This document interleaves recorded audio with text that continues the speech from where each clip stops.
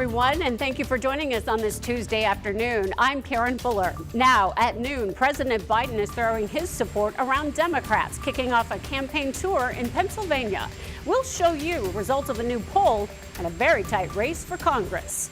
Plus, road work in Arkansas is damaging cars. A closer look at how repairs in Pulaski County are leading drivers to worry about their vehicles.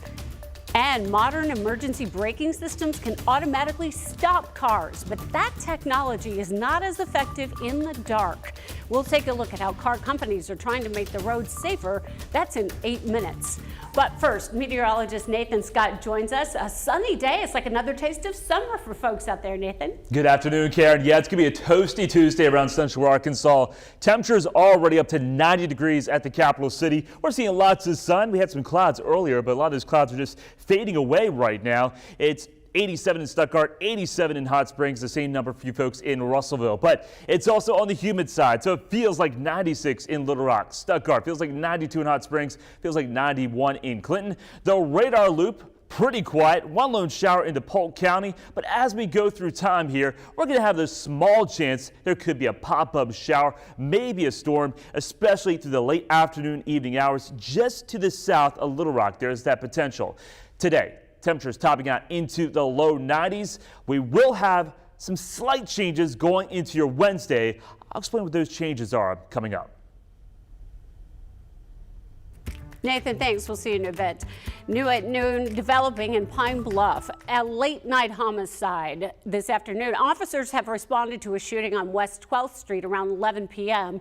They arrived to find 48-year-old Randy Wilson shot. He was taken to a hospital where he later died.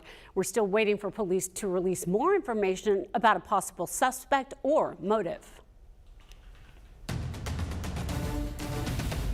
President Biden is hitting the road campaigning for fellow Democrats ahead of the midterm elections. He's kicking off his tour in a state with rough and tumble battles for the House, the Senate, and the governor's office. Natalie Brand has more details from Capitol Hill.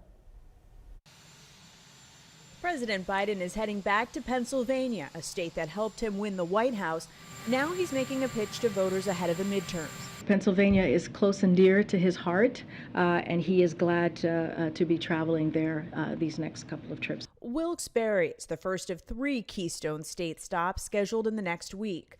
This afternoon, he will focus on reducing gun crime, touting the bipartisan law passed earlier this summer, and making the case to go much further. I'm determined to ban assault weapons in this country.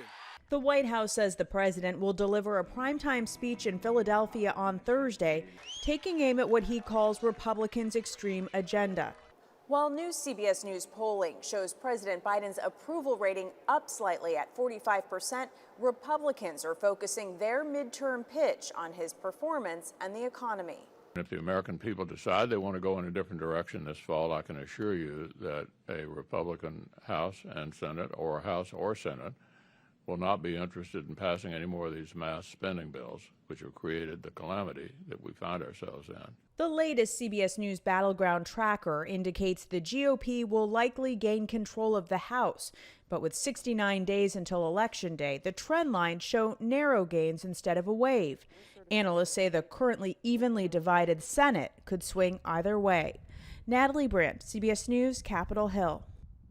THV 11 is following a potential wrinkle in that student loan debt relief plan announced by the Biden administration. It's possible that any loan money forgiven in Arkansas could be taxed.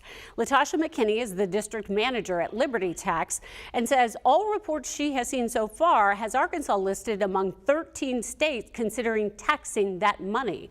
She says it's unclear yet if that will actually happen, and we're still waiting to hear exactly when people can start applying for the loan forgiveness. So even though that was released just last week, don't expect anything this week to just say you have a zero balance, or you have a less balance than what you did.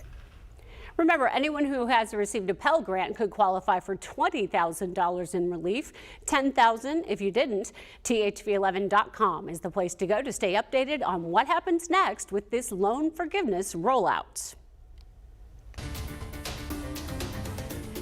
Pulaski County leaders are urging state lawmakers to help them address a spike in the county's crime rates. Judge Barry Hyde and others sent this letter inviting Pulaski County's state reps and senators to a presentation tomorrow at 11 o'clock. On the agenda, crime and prison overcrowding. The group is also asking lawmakers to consider Governor Hutchinson's proposal to pay higher salaries for state prosecutors, public defenders, and fund more crisis stabilization units. New developments now on a lawsuit against the owners of a Little Rock apartment complex. The city's code enforcement is suing owners of Big Country Chateau apartments, alleging many violations. The case is being heard in the environmental court. 3 years of life safety violations led to the lawsuit, with the city citing issues such as electrical, gas, and plumbing systems. Residents will still have to wait, though, another 3 weeks for the trial. Minutes before court began Monday, the city found out a new attorney would be taking over the case for Big Country. We were just hired by the owners of the property to help them address these issues. And I'm someone that works with a lot of landlords all over the state of Arkansas, and I'm careful about who I hire, who I take on as clients. And I've been assured that the owners are serious about addressing these life safety issues and creating a healthy, safety, and secure environment for their residents. With this new lawyer, the defense is asking for more time to research the estimated 30 violation charges. The Russellville Fire Department is moving quickly to start its own new ambulance service. The department just received its first ambulance nearly a week after the city council approved the plan. It still needs to buy 2 more vehicles before beginning the new service. Pope County EMS will continue providing service in the city even after the fire department is up and running. In Pulaski County, some drivers are upset, saying road work is ruining their cars. One driver we spoke to from Ferndale tells THV 11 that gravel and tar from Canis Road and Ferndale Cutoff are packed onto the bottom of his truck, and now he's concerned how to fix it. The Pulaski County Road and Bridge Department has taken several phone calls, they say, from drivers asking what to do. The director says the construction company is washing cars that are now dirty from the road work, but driver James Douglas tells us he's still worried about his truck.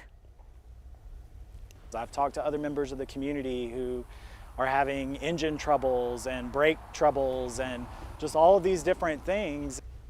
According to the county, the road work should end this week, and they say it is less expensive to use this technique to preserve the road rather than repaving it altogether. The Department of Transportation says pedestrian deaths are soaring, up 80% since 2009. Of course, many cars these days now come with technology to prevent such a crash, but a new study finds it doesn't typically work well at night. Elise Preston has the story. This surveillance video from March shows 2 sisters walking on a Florida sidewalk at night. Seconds later, a car hit and killed one of the sisters as they were crossing the street. Many newer vehicles have automatic emergency braking that engages when the driver doesn't react fast enough. Studies by the Insurance Institute for Highway Safety show these systems typically perform well in daylight, but that's not the case when it gets dark. Of the 23 vehicles tested at night, only 4 received a superior rating. The Ford Mustang Mach-E, the Nissan Pathfinder, and then the Toyota Highlander and the Toyota Camry. Those were the 4 vehicles that got our best rating. IIHS President David Harkey says 15 other vehicles received an advanced or basic rating. Many didn't reach a superior grade because they struggled to stop at higher speeds. 4 cars didn't even qualify for a rating because they failed to hit the brakes in a variety of scenarios. Improving the technology could help with a growing problem. The Department of Transportation estimates more than 7,300 pedestrians were killed in 2021. 3/4 of those deaths were at night. The IIHS sees a way for automakers to quickly make improvements because most of the vehicles that struggled at night actually performed well during the day. They believe that they can do this with the existing technology with some small tweaks. It's hoped those tweaks will lead to fewer crashes and make a big difference when it comes to saving lives. Elise Preston, CBS News, New York. After flooding moved west from Dallas, a state of emergency now declared in Mississippi's capital city. See how people are coping with damage and power outages coming up. Nathan? And here we can still use the rain in Central Arkansas. A few of you will have some raindrops fall out there later today, but not everybody will see the rain. And then we're talking about some less humid conditions. I'll have more on that next.